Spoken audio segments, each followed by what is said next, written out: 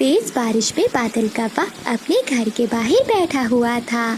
ये पक्षी भी बहुत चालाक हो गए हैं। क्या चाहता है इनका? अगर एक दाना मुझे दे दिया करे। अब तो जंगल का कोई पक्षी भी मेरा विश्वास नहीं करता। क्या करूं मैं?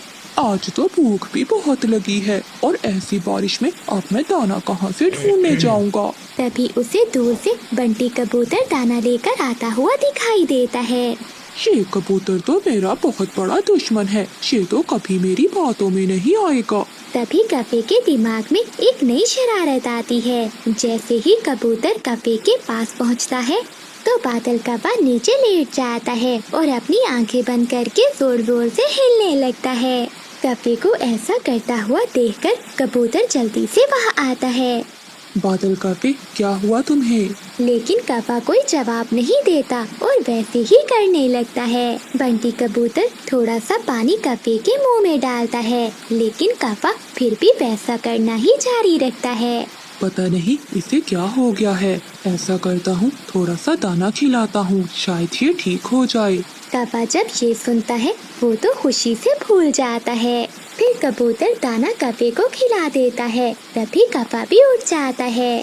बादल कौवे, मैं तो घबरा ही गया था। तुम्हें क्या हुआ था? तुम्हें क्या बताऊं कबूतर के मुझे क्या मसला है। सभी पक्षी समझते हैं कि मैं बहुत काहिल और सुस्त हूँ, लेकिन कोई ये नहीं जानता कि मुझे कितनी बीमारियाँ हैं। 3-4 रोज से तो मैं कुछ ज्यादा ही बीमार हूँ। बैठे बैठे ही चक्कर आने लगते हैं और मन घबराने लगता है। तुम ही बताओ कबूतर कि ऐसी हालत में मैं कैसे काम करूं? मेरी जिंदगी का तो अब कोई भी भरोसा नहीं है। बादल, ऐसा तो ना कहो, हम सब है ना तुम्हारे साथ। हम सबको ये तो नहीं पता था कि तुम इतने बीमार हो। मैं सभी पक्षियों से कह दूंगा कि तुम्हारा ख्याल रखें। कौवे के दिल में तो लड्डू फूट रहे थे। फिर कबूतर वहाँ से चला जाता है। मैं भी कौवा हूँ, जितना ऊपर से काला हूँ उतना ही अंदर से काला हूँ। ये तो मेरी शान के खिलाफ है कि मैं कोई काम करूँ। अब तो सारी जिंदगी ऐसे ही एक्टिंग कर कर खाऊंगा। फिर कबूतर चिड़िया के घर जाता है। चीकू तोता भी वहीं बैठा हुआ था। चिड़िया बहन, तुम्हें तो पता है कि बादल कौवा कितना आलसी है, इसलिए मैं उसके सबसे ज्यादा खिलाफ हूँ। लेकिन असल बात का तो मुझे अब पता चला है। क्या हुआ बंटी भैया, आप इतने परेशान क्यों लग रहे हो?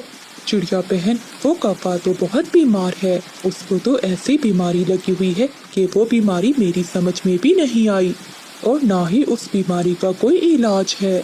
मैं इसीलिए यहाँ आया हूँ कि इस मुश्किल समय में हमें उसे अकेला नहीं छोड़ना चाहिए।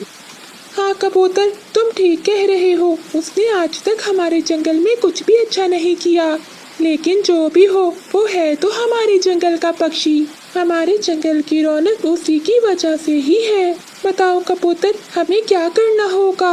मैंने सोचा है कि हम सब मिलकर बारी बारी उसे दाना दे आया करेंगे। हाँ बंटी भैया, आपकी बात बिल्कुल ठीक है, हम ऐसा ही करेंगे। अगली सुबह वो तीनों पक्षी बादल कौवे के पास जाते हैं। बादल भैया, मुझे आपसे बहुत शिकायत है। जैसा भी हो, मैंने हर मुश्किल समय में आपका साथ दिया है। आपको मुझे बताना चाहिए था अपनी बीमारी का। मानो बहन, मैं तुम्हें परेशान नहीं करना चाहता था, बस मैं अकेला ही लड़ना चाहता था। ऐसा कहते हुए कौवा फिर से वही एक्टिंग करना शुरू कर देता है। ये देखकर चिड़िया डर जाती है और वो कबूतर के बताए हुए मुताबिक एक दाना कौवे के मुंह में डाल देती है। कुछ ही देर में कौवा उठकर बैठ जाता है। कौवे भैया, आपने घबराना नहीं है, आप जल्दी ठीक हो जाएंगे। मानो बहन, मुझे लगता है अब मैं जल्दी ही मर जाऊंगा। ये बीमारी मुझे मारकर ही मेरा पीछा छोड़ेगी। अभी तो आज मुझे अपने घोंसले की मुरम्मत का काम भी करना था। जैसे ही मेरी सेहत ठीक होती है, मैं ये काम करना शुरू कर दूंगा।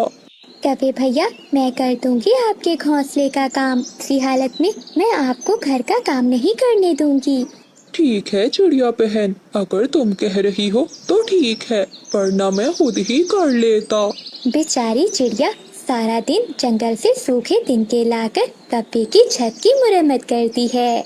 अगले दिन बादल कौवे का मामा साथ वाले जंगल से आता है। वो देखता है कि सभी पक्षी कौवे की बहुत सेवा कर रहे हैं। पक्षियों के जाते ही उसका मामा बादल कफे के पास जाता है। भांजे, क्या तुम जंगल के राजा तो नहीं बन गए जो सभी पक्षी तुम्हारी इतनी सेवा कर रहे हैं? मामा जी, ऐसा ही समझ ले। अगर आप कहें तो आपको भी ये राज बता दूं। तभी कबूतर वहीं से गुजर रहा था। वो उन दोनों की बातें सुन लेता है। मामा जी, सभी पक्षी मुझे देखकर दूर भागते थे, कहीं मैं उनसे कुछ मांग ना लूं। लेकिन इस बार मैंने भी ऐसा खेल खेला है कि आपने अपनी आँखों से देख ही लिया है। फिर बादल का बस सारी बात अपने मामा जी को बता देता है। अरे वाह, सच में बादल, तुम्हारे जैसा दिमाग किसी का नहीं है। कबूतर जो सुबह सुबह फल लेकर कफे के पास आया था, वो ये सारी बातें सुन लेता है और उसे अपने आप पर बहुत गुस्सा आता है कि वो कैसे उल्लू बन गया। लेकिन काफे, अब तुम इस बात की चिंता ना करो, इसका बदला तो मैं तुमसे लेकर ही रहूंगा। फिर वो सभी पक्षियों को बुलाता है और उन्हें सारी बात बताता है। लेकिन बंटी भैया, अब हम क्या करेंगे? चिड़िया बहन, हम भी उसके साथ वैसा ही करेंगे जो उसने हमारे साथ किया है। हम भी वैसी ही एक्टिंग करेंगे जैसी वो करता है। कबूतर, क्या मतलब है तुम्हारा? मेरा मतलब है कि जब भी कौवा एक्टिंग करने लगे, जो पक्षी भी वहाँ हो वो भी वैसी एक्टिंग करने लग जाए। इससे क्या होगा? इससे वो